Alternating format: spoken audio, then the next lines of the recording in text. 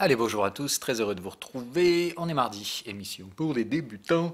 Ce matin, à titre exceptionnel, normalement, j'utilise toujours la dernière version des indicateurs publics, c'est-à-dire celle que vous avez chez vous.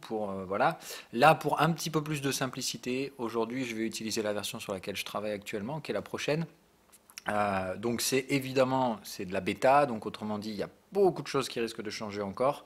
C'est des versions sur lesquelles je fais des tests tout simplement, et c'est la raison pour laquelle aussi je ne vous sors pas une update tous les 3 matins, hein. Quand je fais des modifs, je les teste pendant plusieurs semaines, je compare et évidemment une fois que j'ai suffisamment de recul sur la gestion du risque des changements, est-ce que c'est mieux ou est-ce que c'est moins bien, dans ce cas-là je valide et je vous envoie tout ça. Donc là pour l'instant j'ai besoin d'encore un peu de recul, j'ai quelques doutes sur certains trucs. Donc j'ai besoin d'avoir un petit peu plus de recul sur certains contextes, faire plus de backtest et compagnie, hein, puisque c'est entre guillemets ce à quoi je passe le plus clair de mon temps actuellement depuis 2 semaines. Donc je vous pousserai cette mise à jour quand elle sera prête. Encore une fois, pas d'urgence, pas de teasing, hein, je ne suis pas là pour vous faire du placement produit et autres trucs du genre. Voilà, juste je l'utilise ce matin parce que l'algo que je développe en ce moment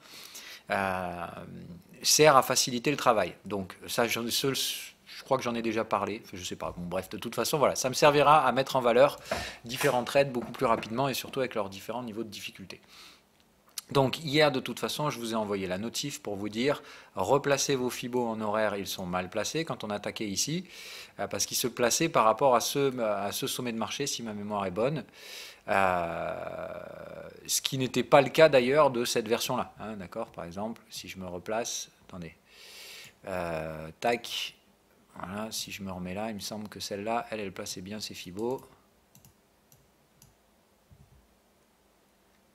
Tac. Oui, voilà, celle-là plaçait bien les fibos. Donc là, voilà, on voit bien, ok, le principe étant de dire, donc voilà, il fallait qu'on vienne taper ici au-dessus du Fibo 61 minimum pour venir chercher un range vendeur dans la poursuite des 2 derniers trades, hein. À chaque fois qu'on a eu des range vendeurs, bam, bam, ça a vendu. Donc hier, c'était la même chose. Donc attention, hein, ça commence sérieusement à se polariser à Wall Street. Donc on va prendre Wall Street aujourd'hui comme exemple, hein. Donc hier il y avait ce joli trade à prendre, parfait. Aujourd'hui le petit retest du niveau, hein. Rappelez-vous ce que j'avais donné comme astuce aux plus expérimentés, je vous la donne aussi en tant que débutant. Si vous voulez optimiser le prix d'entrée de vos trades avec évidemment une légère prise de risque, quand vous avez des bougies comme ça, c'est-à-dire que là la bougie elle clôture ici, donc vous avez le signal qui clôture mais vous avez déjà un prix qui est pas très excitant. Ce que je vous recommande, c'est en général d'essayer de vous positionner sur l'ouverture de la bougie précédente, autrement dit ici. Et vous voyez que c'est pile poil le prix qu'on revient chercher du coup ce matin et qui revend. Donc je vous donne la petite astuce. Quand ça clôture et que la bougie clôture franchement très loin du sommet du signal, soit vous rentrez là, c'est ce que la stratégie vous demande de faire, soit vous vous dites, bon là quand même on est très loin du sommet et du coup ça me fait ça à prendre en plus dans la gestion du risque. Quand vous avez ça, vous pouvez faire cette petite astuce, petite entourloupe, pour essayer d'optimiser votre prix d'entrée. Donc là, pour le coup, vous auriez été chopé ce matin au lieu de prendre votre trade hier à 20 h. Bref, dans tous les cas, la gestion du risque, elle va se faire très probablement ce matin, c'est-à-dire toucher le canal de tendance, et à partir de là, vous rabaissez votre stop ici, et on attend sagement de voir comment le marché réagit. Est-ce qu'ici, on enfonce le canal de tendance pour venir chercher les contextes, etc. D'accord? Vous connaissez la gestion du risque, normalement, de ces ranges tendanciels. Vous ne pouvez les exploiter que si je vous y autorise, et ici, je vous y autorise. Donc, je vous ai envoyé la notif hier, je vous l'ai bien dit. Donc tout ce qui est débutant, et c'était bien précisé dans la notif, c'est un peu l'intérêt, hein, toujours pareil. Si vous prenez ce trade de range tendanciel, sachez qu'il est plus risqué pour vous et c'est un contexte que vous ne maîtrisez pas. Donc levier au plancher, vous prenez un micro-lot, le minimum syndical possible chez votre broker. Parce que ce contexte-là, il va falloir que vous appreniez à vous y familiariser. Toujours pareil, je vous pousse à prendre des risques. Le marché, c'est ça, hein. Je sais, il y a tout un tas de gugus qui essaient de vous faire croire que le marché, c'est facile, qu'il suffit de suivre les tendances. C'est faux. Bref, enfin, vous vous en rendrez compte avec un peu plus d'expérience. Suivre les tendances, c'est bien, il faut le faire également aussi. Hein, là n'est pas la question, hein, mais il faut faire un peu autre chose. Ça ne suffit pas. Les tendances, il n'y en a clairement pas beaucoup. Donc, dans un range tendanciel, on va simple, atteindre la borne opposée du canal de tendance, c'est la validation, c'est la base. C'est ce qui vous permet de faire votre première gestion du risque, c'est-à-dire vous avez pris un risque en vous mettant contre le mouvement de marché, il faut réduire rapidement ce risque pour limiter considérablement la perte. D'accord ? Il faut même que vous conceviez le trading comme ça.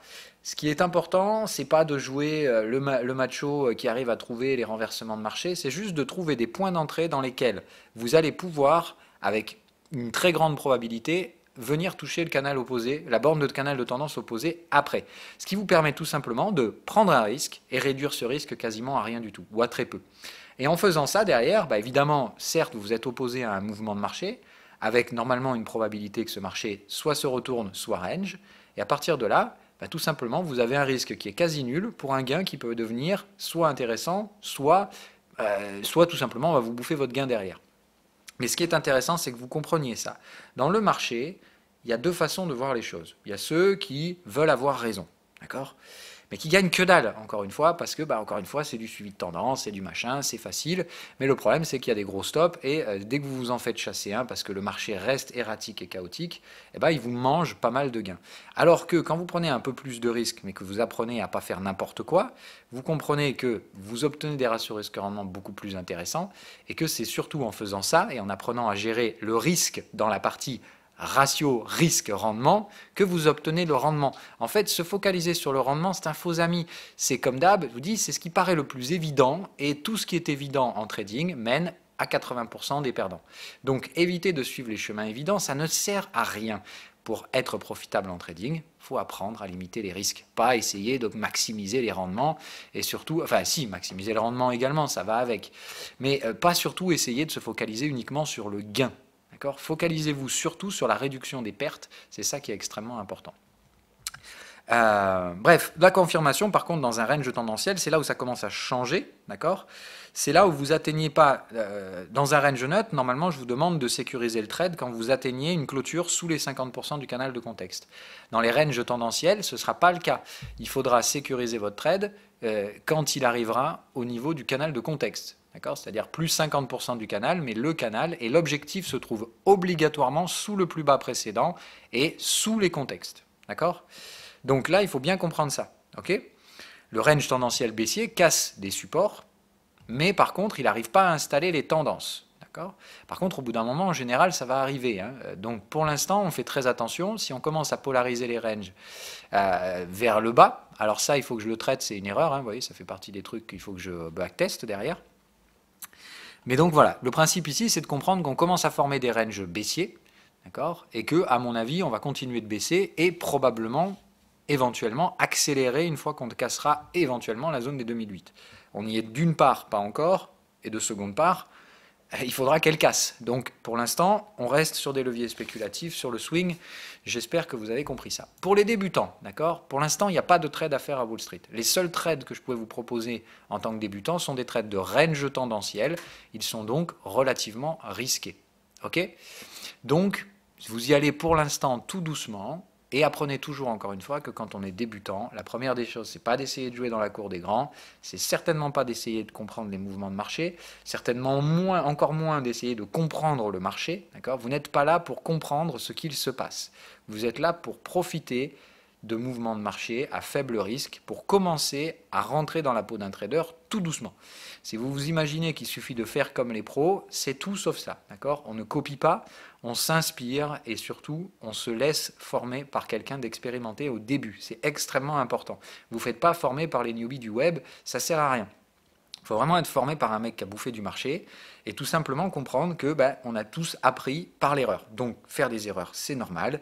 Il faut juste apprendre à progresser progressivement et surtout apprendre qu'il y a un chemin. Et que ce chemin, c'est pas en essayant d'aller plus vite qu'on réussit là-dedans. Ce chemin est pavé de pièges et la base, c'est d'apprendre à éviter les pièges les plus dangereux. Taper un petit piège, c'est pas grave, c'est normal, ils sont faits pour ça. Voilà.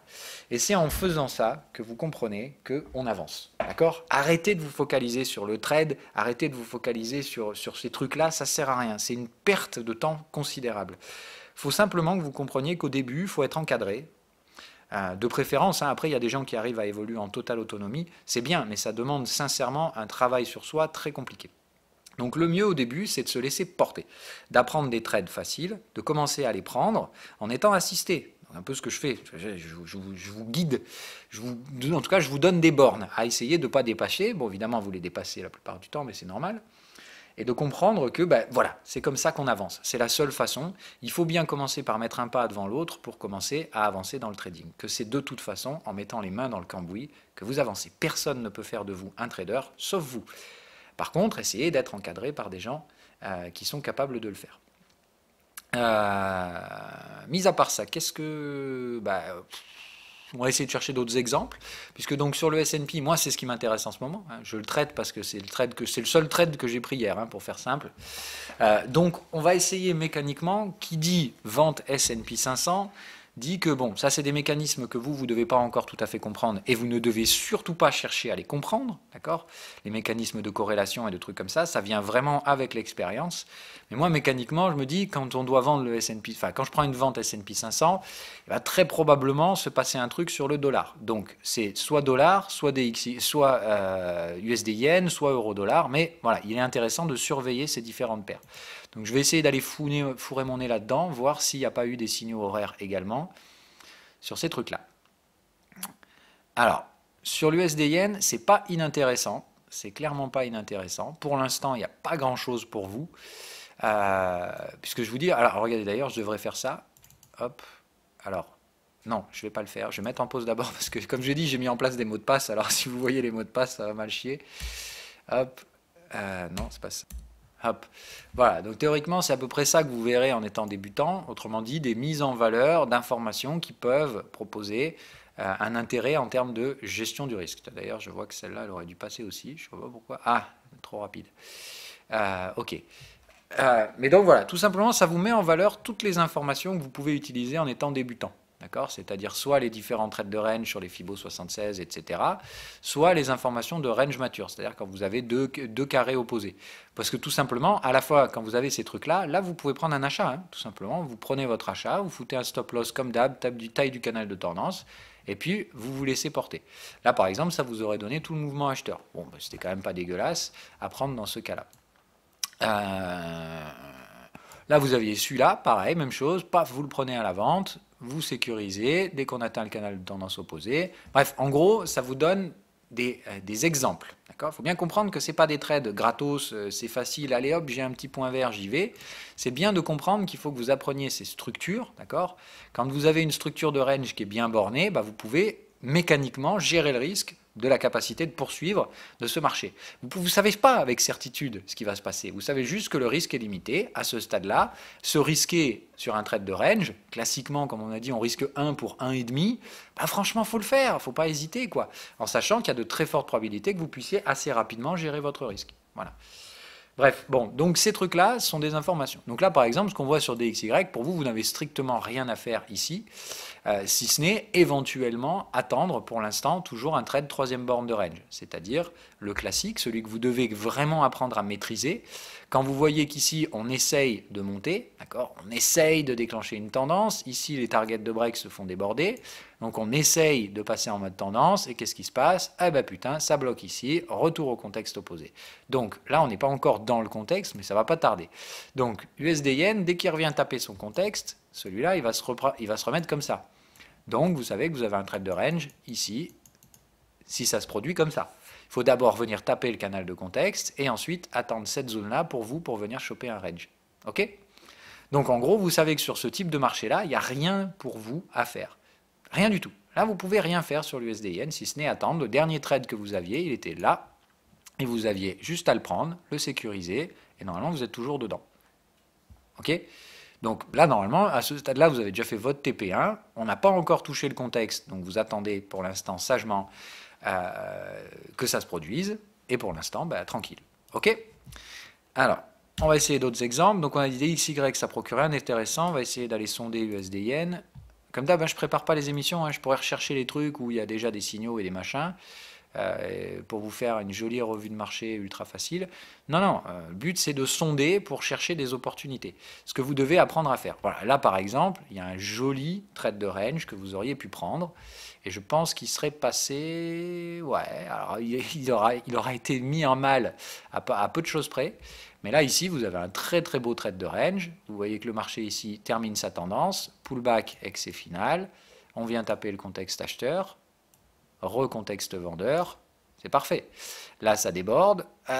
Bon, ça déborde pas. Là, vous auriez dû attendre que ça déborde un peu plus. Mais ici, vous aviez quand même la target de range qui venait limiter le risque. Donc à dire, pour peu de choses près ici, il y a bien le Fibo 76, hein, je pense. Ici, vous pouviez le prendre. Maintenant, il n'y a pas de gestion du risque, donc vous ne prenez pas celui-là. Par contre, vous prenez peut-être celui-là. Voilà, vous prenez celui-là ou celui-là.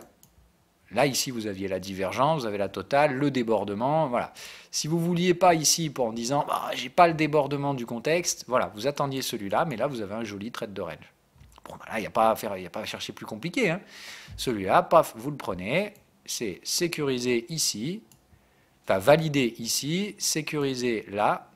Alors, le 50% du contexte, il devait être là, donc sécurisé ici, ok.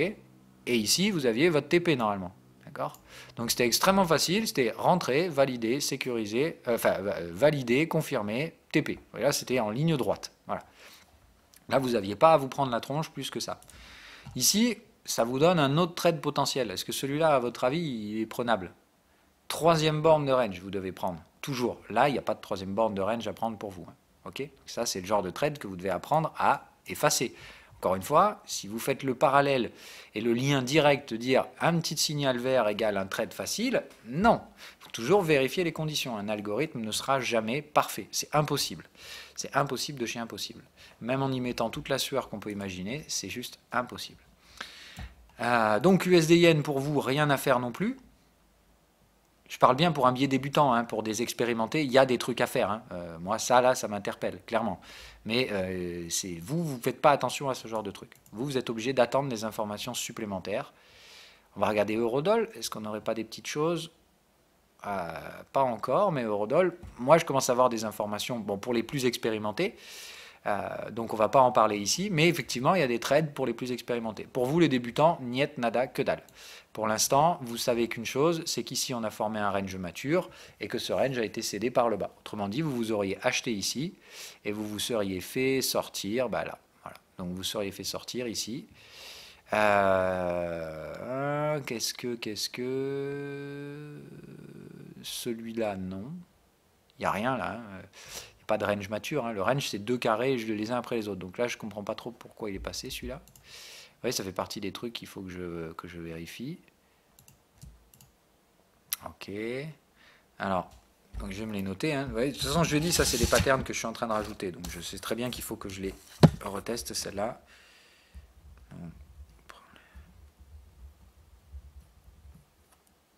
Hop. Donc raison pour laquelle, hein, encore une fois, j'insiste, c'est vraiment c'est de la vraie bêta. Hein. Là, je reteste toutes les détections qui pourraient vous aider à trouver des trades faciles en tant que débutant. En tout cas, à bien visualiser où se trouvent les trades que vous devez apprendre à détecter. Sachant qu'encore une fois, si vous voyez rien sur ce time frame là, ça ne veut pas dire qu'il se passe rien, ça veut dire qu'il y en a peut-être plein des trades de range, mais sur les UT inférieures et des trucs comme ça. Là, pour l'instant, effectivement, bon, GBP, ça reste compliqué en horaire. Essayez de voir parce que je pense qu'en 4 heures, vous allez vite voir quelque chose qui devrait vous intéresser. Et voilà, là en 4 heures, ça devient intéressant. Ok. Donc là, vous avez capté, il y a une target par là, ça veut dire que normalement, sur cette zone-là, ça va devenir intéressant pour vous. Ok. Vous voyez aussi normalement qu'on a bien une fin de tendance ici qui s'est mise en place, d'accord, avec un gros pullback ici et une grosse excès finale, ou pullback excès final, oui c'est plutôt ça, pardon. Donc là, on a fait le pullback excès final. On revient tout de suite taper le contexte vendeur. Donc là, si on revient chercher le contexte acheteur, 76%, vous tapez dedans, vous ne cherchez pas à comprendre. Hein. Là, dès qu'on glisse sous les 1,21 et qu'on est sous le contexte, vous savez que tout le moindre signal acheteur ici, c'est achat pour vous hein, sur GBP USD. Donc ça, vous le savez déjà. Mais là, vous avez une information qui vous dit, OK, là, le range commence déjà à maturer alors qu'on n'est même pas dans la zone théorique d'achat. Là, normalement, vous, ici, vous êtes en train de surveiller tous les signaux acheteurs pour essayer de vous positionner. Comme par hasard, qu'est-ce qui vous dit le momentum? Oh putain, je commence déjà à montrer des signaux favorables à des tendances. Donc là, attention, ça voudrait dire on peut potentiellement former un creux supérieur au précédent ici. Alors moi, je pense qu'on va aller quand même un petit peu plus bas. Mais si on valide ce creux, vous savez où elle se situe la prochaine borne. Hein. C'est évident, c'est derrière traçage du canal. Bon, ça se mettra en place tout seul. Et c'est sortie haussière du canal. Donc c'est théoriquement derrière, on va chercher du 1,32. Hein. Donc, encore une fois, ça peut être punchy sur le dollar, je vous l'ai déjà dit, ça vous le savez. Donc surveillez bien, mais là pour vous, il y a un truc à faire, je pense, aujourd'hui sur le GBP. Donc vous surveillez bien, le GBP c'est du 4 heures, donc il n'y a pas besoin non plus de se dire c'est aujourd'hui, mais à surveiller. Si le signal ici de momentum tient, on est dans un cycle acheteur, ça peut très bien là relancer sans problème sur GBP. En tout cas aujourd'hui, c'est celui qui me semble pour des débutants le plus intéressant à trader, parce qu'il y a une gestion du risque, tout simplement. Okay, la gestion du risque, c'est la taille du canal de tendance. Donc, soyez conscient qu'encore une fois, ce n'est pas le trade du siècle avec la grosse taille de position. Sur ce genre de trade, je vous rappelle, vous êtes interdit de risquer plus d'1,5, 2% de capital. 2%, c'est vraiment si vous êtes chaud du slip. Moi, je pense que sur GBP, c'est pas inintéressant de mettre 2% de risque. Maintenant, il ne faut pas que vous soyez fortement exposé au dollar. C'est-à-dire que si vous mettez 2% de risque sur GBP USD, 2% de risque sur euro-dollar, 2% de risque sur USD Yen, 2% de risque sur DXY, en réalité, ça ne fonctionne pas du tout. Vous vous rendez compte qu'il y a un problème. Vous êtes surexposé dollar parce que il suffit que le dollar aille dans l'autre sens et vous vous faites niquer tous les trades en même temps. Donc, en fait, vous aviez pris des risques considérables sur un actif. Donc ça, il faut surtout que vous appreniez à ne pas le faire. Okay, ou en tout cas à le faire beaucoup plus intelligemment, et à ce niveau-là, ça demande plus d'expérience. Donc pour l'instant, il y a un trade qui va se mettre en place sur cette zone-là. Il faut déjà attendre une gestion du risque sur le momentum. Donc ça, c'est pas encore clôturé comme signal. Donc vous attendez sagement de voir comment ça se déroule. Si ça tient des clôtures, je pense que vous pouvez prendre derrière un trade sans trop de problème. Prenez votre trade, gardez votre gestion du risque. Le stop est large, hein, c'est-à-dire tout ça.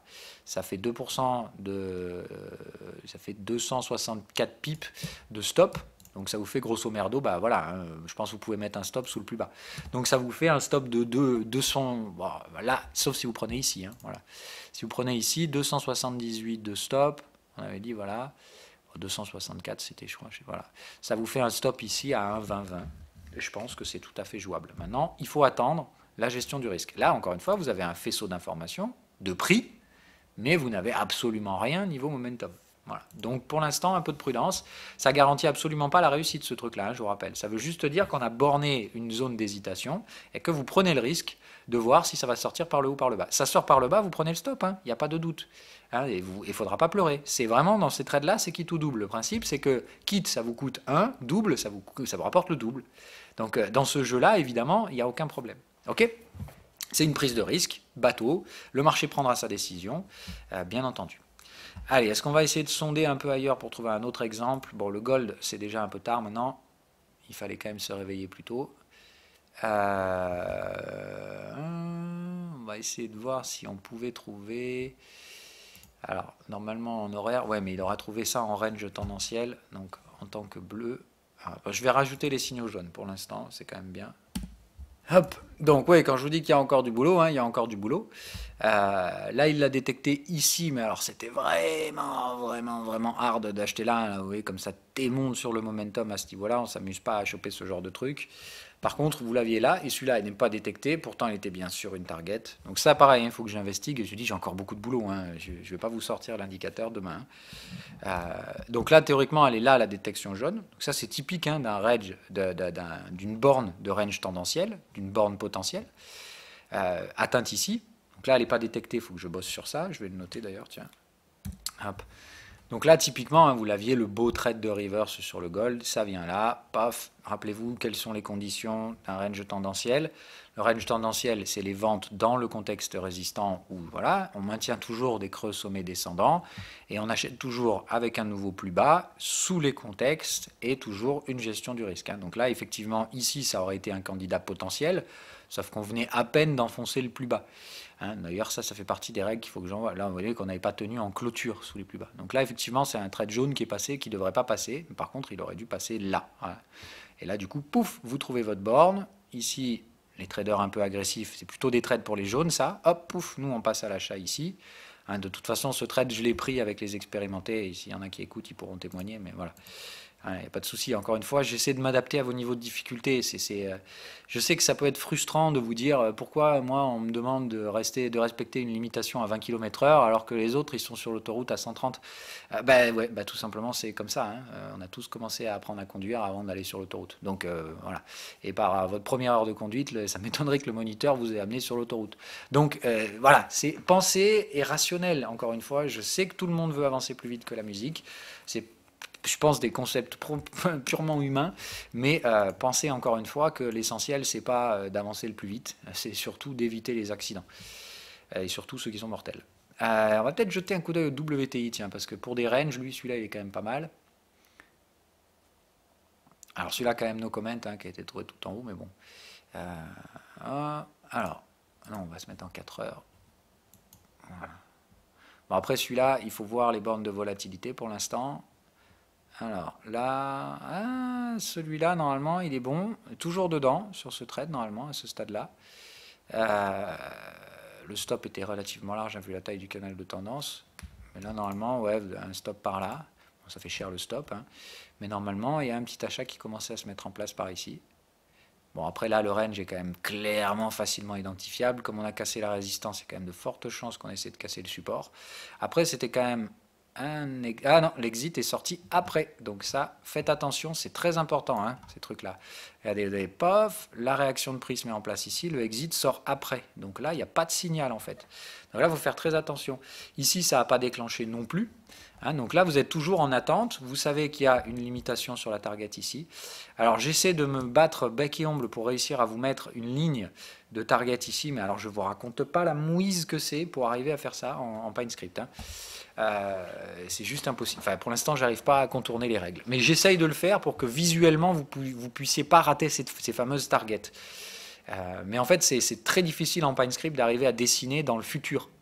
C'est même quasi impossible. En tout cas, c'est relativement compliqué. Je pense que j'y arriverai, mais il me faut encore un petit peu plus de travail. Je vais me noter une petite idée d'ailleurs. Voyons voir ce que vous auriez pu trouver ici.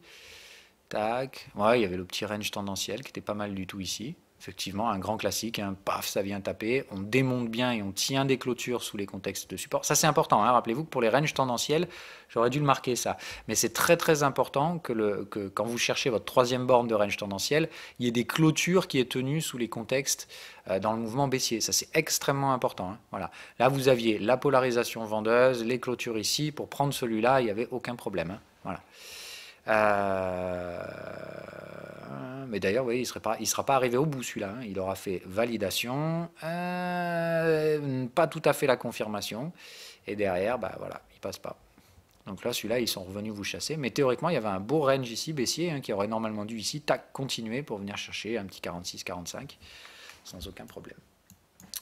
Bon, on va essayer de chasser d'autres opportunités, et tiens, on va essayer de faire un peu de DAX peut-être pour voir ce qu'il nous propose le petit. Ah bah voilà, il y en a un, mais il est tellement académique qu'il fait presque mal aux yeux. Donc là, voilà, c'est typique de chez typique. D'accord, vous avez votre beau mouvement, ok, la tendance qui ne veut pas s'arrêter. Ici, vous aviez votre premier trade de borne de range, clairement, paf, vous venez là, vous en avez un parfait, hein, voilà. Tac, ça passe pas, mais ici, vous vous êtes probablement pas fait chasser le stop, ou en tout cas pas grand-chose, hein. Regardez la taille du stop ici. Si vous la reportez là, vous n'êtes pas fait stopper, hein. Alors oui, vous êtes fait déborder, mais encore une fois, si vous n'êtes pas capable de tenir un trade qui vous déborde, ben, quand on vous déborde un peu trop, vous foutez le stop ABE, et en attendant, vous perdez rien. Voilà. Mais ici, je pense que vous teniez ce trade sans problème. Donc ça faisait tac, ok, ça veut pas. Allez, là, ça valide. On peut mettre son stop ici derrière, ça passe.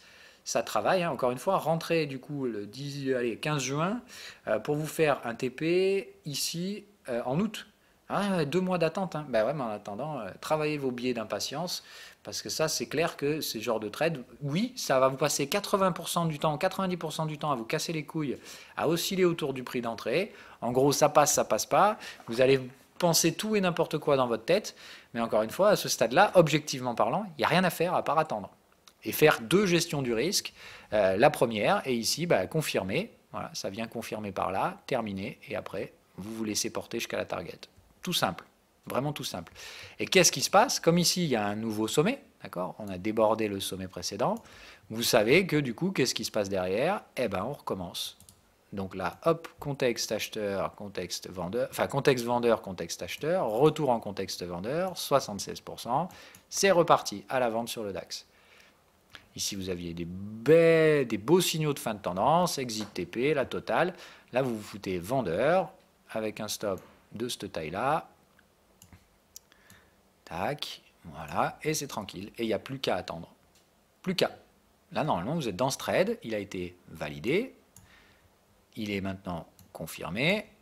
bon, confirmé là, hein, on voit bien le 50% de canal est là. Vous avez été confirmé à partir d'ici. Hein. Ça, cette ligne-là, c'est ça le 50%. Hein. Donc là, ici, on tient des clôtures dessous. Votre trade, il est maintenant confirmé. Donc le stop, il est à votre prix d'entrée. Basta, à ce stade-là, soit le DAX il remonte, vous perdez rien, soit le DAX il va chercher votre TP, vous prenez un joli gain. C'est aussi con que ça. Essayez de rendre ça plus compliqué, essayez de comprendre les mouvements, pourquoi les choses s'organisent comme ça, pourquoi il y a des pullbacks, des machins, des bidules. Waouh, ouais, c'est bien, embourbez-vous le cerveau, c'est le meilleur moyen d'avancer en reculons, quoi. Allez-y, c'est bien, hein, vous allez apprendre plein de choses, mais objectivement parlant, vous n'avancez pas en trading. Tout simplement parce que vous vous mettez une charge sur les épaules insurmontable. Vous essayez de faire comme les pros, vous essayez de comprendre. Vous voyez que nous, on comprend une partie des mouvements. Encore une fois, je vous ai dit, on ne comprend pas le marché, mais on comprend une bonne partie des mouvements parce qu'on a des schémas qu'on a appris à maîtriser. Vous maîtrisez que dalle. Qu'est-ce que vous voulez essayer de faire la même chose? Ça ne fonctionne pas comme ça. Essayez de commencer en bas de l'échelle. C'est extrêmement important que vous appreniez à comprendre ça. Il ne faut pas fantasmer sur le fait que des gens ont l'air de maîtriser plus que vous et que vous voudriez faire pareil, mais plus essayer de vous dire, les gars qui font ça et qui le font vraiment, on a mis des années pour arriver là et on a nous aussi gravé les échelles, gravé les marches les unes après les autres. On s'est nous aussi pété la gueule et normalement, si on a un tant soit peu d'humilité, on communique aussi sur les bêtises, d'accord? Et pire, on continue de faire des conneries. Hein, donc, arrêtez de vous focaliser sur ces trucs-là, les biais de compréhension et tous ces machins-là. Voilà, c'est hallucinant en fait de voir toujours les mêmes faire les mêmes choses et de vous expliquer ce qui s'est passé. Voilà, vous expliquer le passé. C'est magnifique, expliquer le passé, ça vous apprend ni la gestion du risque et encore moins à trader. Donc voilà, au bout d'un moment, comprenez que ce qui s'est déjà passé, ça peut vous aider à travailler des patterns que vous essayez de comprendre, mais ça vous permet surtout, il ne faut surtout pas essayer de comprendre des trucs que vous ne pouvez pas maîtriser. Essayez de capter les tendances, encore une fois, c'est un truc qui prend du temps. Le plus facile à capter, c'est le range. Alors oui, évidemment, il y a beaucoup de gens qui vont vous dire que c'est l'inverse. Eh ben ouais, moi je vous dis que non, c'est le range le plus facile à capter au début, parce qu'un range, ça peut se borner. Une tendance, c'est beaucoup plus compliqué de savoir si elle est réelle, si elle va arriver, si elle est catalysée, jusqu'où elle va pouvoir pousser. Donc il faut faire très attention. Tout ça, ça nécessite des compréhensions de marché que vous n'avez pour l'instant pas encore. Elles viendront après, mais ce sont des éléments extrêmement subjectifs. Donc à partir du moment où c'est subjectif, ça vous fait reculer quand vous êtes débutant. Apprenez des choses que vous pouvez maîtriser, que vous pouvez palper, qui sont indiscutables. Quand vous les maîtrisez, après, commencez à rentrer doucement dans la subjectivité, mais pas au début. Sinon, vous allez faire que vous perdre. Voilà. Donc, apprenez à vous contenter des trades de range. C'est déjà pas mal. Ça vous permettra de prendre un peu d'argent. Ça vous permettra de financer les conneries. Hein, parce qu'encore une fois, il faut toujours tendre vers le risque. Quand vous commencez à bien maîtriser vos trades de range, que vous commencez à être profitable sur ces trades-là, il ne faut pas s'arrêter là. Voilà, sinon, vous allez gagner que de chi. Donc, le principe, c'est une introduction. Ça permet de vous ramener de l'argent pour payer vos pertes derrière de quand vous allez prendre un peu trop de risques ou quand vous allez faire des bêtises. Et normalement, ça va se compenser l'un l'autre. Mais l'essentiel, c'est déjà que vous ne perdez plus à ce niveau-là. Vos gains, vous les passerez dans des conneries, c'est clair. Mais en attendant, au moins, les conneries, elles arrêtent de vous coûter de l'argent. Elles vous coûtent vos gains. Voilà. Et ça, encore une fois, il faut que vous appreniez à le faire. C'est très important, on le fera dans des émissions psychologiques, de bien arriver à dissocier dans votre tête le fait qu'une perte, c'est quand on prend un trade et qui va direct à l'échec, direct au stop-loss. Un trade qui a déjà atteint sa validation, c'est un trade qui coûte théoriquement pas grand-chose. Donc c'est pas une erreur et il faut pas devenir, il faut pas que ça déclenche la moindre gêne émotionnelle. Moi je vous dis, un trade, à partir du moment où il est validé, il disparaît de mon cerveau, il n'existe plus. Même si derrière il doit me coûter 50 balles de stop loss, c'est rien. Voilà, enfin c'est à taille relative du compte, c'est que dalle. Voilà. Donc on s'en fout. C'est des stops de 0,1%. Enfin, si vous commencez à compter des stops de 0,1%, mais mon Dieu, enfin, jusqu'où on va, quoi. Là, c'est n'importe quoi. Donc, il faut vraiment arriver à vous détacher des trades. Une fois qu'un trade il est validé, ouais, c'est bien, vous avez fait le boulot, vous avez fait de la gestion du risque, vous avez réussi à rentrer à un endroit où le trade a permis sa sécurisation, sa validation, quoi. C'est déjà bien, voilà. À partir de là, quand le trade se passe bien, vous allez prendre un joli gain. Mais si vous commencez à vous dire, moi je veux comprendre les mouvements de marché, moi en gros j'aimerais vendre ici et tout ça, mais waouh, merde, non, putain, c'est pas comme ça que ça se passe le trading au début et il faut vraiment que vous arriviez à vous détacher de cette idée-là. C'est extrêmement important de ne pas tomber dans ces biais-là. C'est très très dangereux en fait d'essayer de faire ça. Tout simplement, vous mettez un niveau de difficulté que vous ne pouvez absolument pas assumer. Donc, jouer avec un handicap, c'est pas, oui, c'est ce qu'on fait quand on est déjà bon dans le jeu. On rajoute un handicap pour apprendre un peu à gérer plus de difficultés. Et ça, c'est bien de le faire, mais progressivement. Ok? Donc, pour l'instant, en gros, les trades que vous pouvez faire sur des UT un peu swing, après, vous pouvez appliquer la même chose, vous allez en intraday, mais apprenez toujours à détecter vos trades de range. Là, vous aviez effectivement un joli trade de range ici, qui a été très emmerdant, mais qui a fini par délivrer ses gains. Autrement dit, là, il vous aura surtout bien fait travailler la psychologie, ce genre de trade, mais à aucun moment, il fallait le sortir, celui-là. Voilà. Il délivrait son gain, il vous a juste travaillé les nerfs pendant 2 mois. Bon, maintenant, si vous ne pouvez pas tenir ces trades, pas de problème. Hein. Mais à ce moment-là, apprenez que la chose sur laquelle il faut travailler, c'est votre biais d'impatience. Vous ne maîtrisez pas le marché. Voilà. Et le biais de chaos, hein, c'est de dire, tout ça, oui, c'est de la phase d'hésitation, on passe au-dessus, en dessous de votre prix. Mais si vous pensez... voilà, encore une fois, n'hésitez pas à créer des phrases logiques et rationnelles par rapport à ce que vous faites. Le simple fait des fois d'exprimer ces choses-là, ça vous montre à quel point c'est stupide. Ça vous permet de prendre du recul sur ce que vous faites. Est-ce que sérieusement, vous pensez que ce genre de trade, qui est fantastique, hein, vous rentrez en haut, putain, validation, derrière on est tranquille, confirmation, easy quoi. Ouais, vous pensez sérieusement que ce genre de trade, voilà, maintenant on va faire simple. Donc ce genre de trade, il est trouvable, hein, d'accord. Il y a possibilité de le trouver, il y a le gros exit, le machin. Le principe, c'est que pour choper ce genre de trade, il faut avoir une connaissance du marché, parce que ce genre de trade, les conditions qu'il déclenche, par exemple, vous allez probablement les retrouver là aussi. Ouais, bon, là non, c'est pas le cas, mais vous pourriez les retrouver là. Donc, entre guillemets, pour pouvoir trouver ce genre de trade, il faut être capable de filtrer ce genre de trade et de ne pas les prendre, pour avoir une stratégie vraiment profitable. Ça demande beaucoup d'expérience pour faire ce genre de truc. Raison pour laquelle, ouais, vous voulez choper des bornes de marché, waouh, calmez-vous d'abord, vous y allez tout doux, ok? Avant de trader du reversal, il faut déjà apprendre à trader des ranges, c'est la base. Avant d'essayer de maximiser les tendances et compagnie, ouais, apprenez déjà les ranges, ce sera plutôt pas mal, ok? Apprenez que quoi qu'il arrive, c'est un millefeuille de time frame le marché. Donc, cherchez des opportunités sur différents time frames plutôt que d'essayer de vous focaliser sur ce que vous aimeriez voir. Je sais que vous avez ce biais de lecture, vous voyez des trucs et vous dites ça va se passer comme ça, donc vous avez un biais de lecture. Vous cherchez l'information qui va confirmer ce que vous voyez. Ça ne doit pas se faire comme ça. C'est l'inverse. Ok ? En gros, vous voyez des choses et vous attendez qu'on vous confirme ces choses-là. Ok ?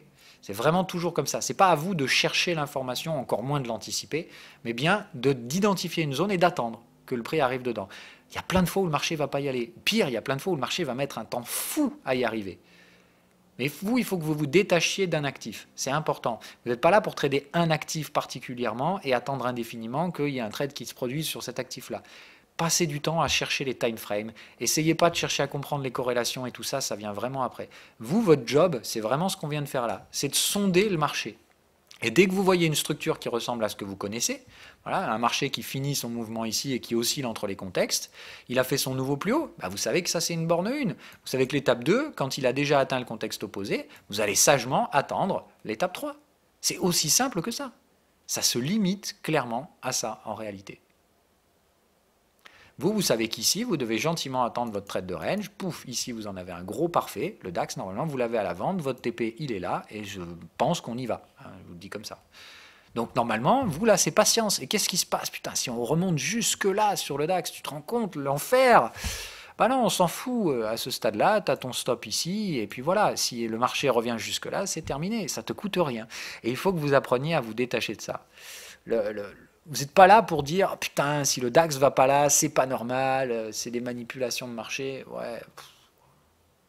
Non, en fait, ça ne change pas grand-chose pour vous. Surtout au début. Donc ne cherchez pas à conceptualiser, ne cherchez pas à bloquer les mouvements de marché, cherchez juste à vous dire je ne sais pas quand on arrive ici, mais quand on arrive là, je prends un gain, si on arrive là, je perds rien. Et à partir du moment où vous comprenez que c'est ça la gestion du risque, vous comprenez que tout le reste, ça ne sert pas à grand-chose. C'est la base en fait, c'est ça qui vous permettra de comprendre à terme ce qu'est la gestion du risque. Et après, quand vous comprenez la base de ce truc-là, vous comprenez que vous pouvez prendre plus de risques en apprenant à gérer ces risques plus élevés. Et quand vous faites ça, vous comprenez qu'après, vous pouvez regarder le marché, non seulement en disant « Ah, je vois un trade de range », mais vous allez voir plein d'autres trucs. Voilà. Vous allez voir tout un tas d'autres contextes que vous pouvez exploiter, mais après. et on les apprendra ensuite. Pour l'instant, pour les blancs et pour les verts, apprenez à détecter visuellement ces trades de range, apprenez à bien regarder quand vous avez deux targets comme ça opposés l'une et l'autre, d'accord, et à toujours bien les positionner dans un contexte, c'est-à-dire que là, effectivement... Oh, pardon. Hop là, pardon. Bon, de toute façon, je pense qu'on a bien fait le tour. Hein, et comme je vous dis, là, on s'est amusé, on n'a fait que de l'horaire et du 4 heures. Et rien de plus que ça. Mais déjà, rien qu'en ayant fait ça, vous avez vu que normalement, sur la plupart des trades que j'ai moi en plus pour la plupart, vous voyez, sauf le DAX que j'ai pas encore d'ailleurs, mais sinon, sur la plupart des trucs, bah, vous vous retrouvez dans des scénarios comme les miens. Hein, voilà. Et pourtant, bah, vous n'avez pas eu à vous prendre la tronche sur la macroéconomie, le machin, voilà, des trades de reverse. Vous avez simplement pris 2-3 petits trades de range. Par contre, évidemment, la différence entre ce que moi j'ai fait et ce que vous avez fait, c'est que vous, si vous avez pris ce trade-là, vous avez un stop qui est comme ça. Donc les tailles de position sont évidemment pas les mêmes. C'est ça qu'il faut que vous compreniez. Mais derrière, vous êtes entre guillemets dans les mêmes scénarios que moi. Les mêmes expositions au marché que les miennes, enfin, exposition achat et vente, hein, on est bien d'accord, mais en taille de position, vous et moi, on va avoir des différences énormes, tout simplement parce que moi, j'ai pris des risques plus élevés sur des time frames inférieurs, en cherchant des reverse et compagnie. Évidemment, je prends plus de pertes que vous, hein, mais des toutes petites pertes, et par contre, évidemment, derrière, les tailles d'exposition ne sont pas les mêmes. C'est-à-dire que vous, là, ici, si ça vient là, vous allez prendre un trade de range, un gain de range, d'accord, qui comparé au risque que vous avez pris, est certes plus grand, mais en attendant, vous allez prendre moins de pognon à la fin. Okay, alors que moi, comme j'ai pris plus de risques, bah, j'ai peut-être pris des petites pertes spéculatives en cours de route, mais par contre, la taille de position, quand ça valide, c'est pas la même. C'est ça qu'il faut que vous pigiez, d'accord. Pour vraiment apprendre le marché, ça se fait par deux étapes. D'abord, on apprend à réduire la composante risque. Après, on apprend à maximiser le rendement. La maximisation du rendement, ça vient vraiment quand on est jaune et qu'on passe vers le orange. C'est ça que j'apprends aux traders qui ont déjà compris la gestion du risque. À prendre plus de risques. C'est pas ce que vous devez apprendre. Vous devez apprendre à réduire vos risques. Les trades en tendance, vous les foutez où je pense parce que c'est pas fait pour vous. Vous apprenez pour l'instant à bénéficier des ranges et comprenez qu'en fait, même ça là, ça c'est une tendance, ouais. Bah voilà, bah en fait cette tendance, vous en profitez dans votre trade de range de l'UT supérieur. Comprenez que c'est un millefeuille le marché. Et que ce qui est important, c'est que vous arriviez à contextualiser le time frame sur lequel vous vous tradez et que vous arriviez à prendre des expositions relatives à ces time frames-là. Plus vous tradez large, plus vous allez pouvoir choper toutes les tendances des time frames inférieurs. Là, je vous dis, là, le mouvement baissier du DAX, vous êtes dedans, vous en profitez, vous êtes content, voilà, c'est bien. En attendant, vous avez pris un risque relativement faible par rapport à moi qui aurais pu chercher tous ces sommets-là et trucs comme ça. Ok ? Par contre, quand vous apprendrez à le faire et que vous saurez le faire, vous verrez que les gains sont clairement pas les mêmes au résultat derrière aussi. Hein, mais ayez bien ce schéma-là. Dans la logique, il faut bien que vous appreniez à construire votre chemin. Le chemin, c'est d'abord la réduction du risque et certainement pas la prise de risque au début. Alors que pour autant, vous n'avez envie que d'une chose, prendre plus de risques. Donc faites toujours, pas l'inverse, mais réfléchissez à ce que vous faites et dites-vous bien que souvent, ce que vous voulez faire, c'est tout sauf ce dont vous avez besoin. Bref, sur ces belles paroles, je vous souhaite une bonne journée. Je vous dis à demain. Je vais probablement vous publier le QCM dans la journée. Je l'ai fini hier et je vais probablement vous le poster là dans les quelques heures qui suivent. Je vous le mettrai dans le Discord et je pense aussi sur Twitter. Et voilà. Donc je vous invite à y participer. Comme d'hab, c'est purement gratos. Celui-là, on n'en a pas fait depuis un moment, donc c'est un test. Il est très simple. Ok. Je l'ai volontairement orienté sur les ranges, justement. Donc je vous invite, vous les débutants, à bien y répondre. J'ai mis 2-3 petits pièges dedans, évidemment. Hein. On corrige tout ça mercredi prochain, bien entendu.